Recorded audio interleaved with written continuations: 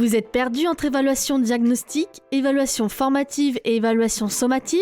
Chaque évaluation a sa propre fonction et son propre moment d'intervention. Pour savoir laquelle choisir et à quel moment, il faut d'abord les définir. Commençons par l'évaluation diagnostique. Elle intervient avant une formation. Elle sert à faire un état des lieux des compétences et savoirs que l'apprenant a déjà en sa possession, mais aussi de ses lacunes.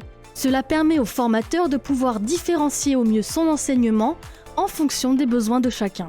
L'évaluation formative, c'est l'évaluation en cours de route. Pendant une formation, elle permettra au formateur et à l'apprenant de faire le point sur ses acquis et de situer la progression de ce dernier par rapport aux objectifs pédagogiques définis.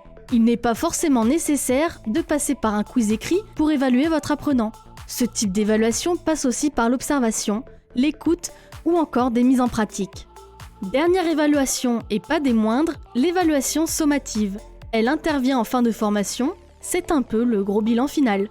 Au-delà d'évaluer si les connaissances essentielles ont bien été acquises, il s'agit ici de mesurer l'efficacité de la formation à travers un suivi et constater si l'apprenant a pu mobiliser ses connaissances et compétences dans son quotidien professionnel.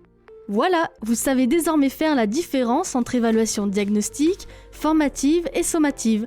Vous souhaitez en savoir plus sur ces types d'évaluations, mais aussi comment les inclure dans un scénario pédagogique? Suivez notre formation de formateur animée par Stéphanie Viel chez Accélérance. À bientôt!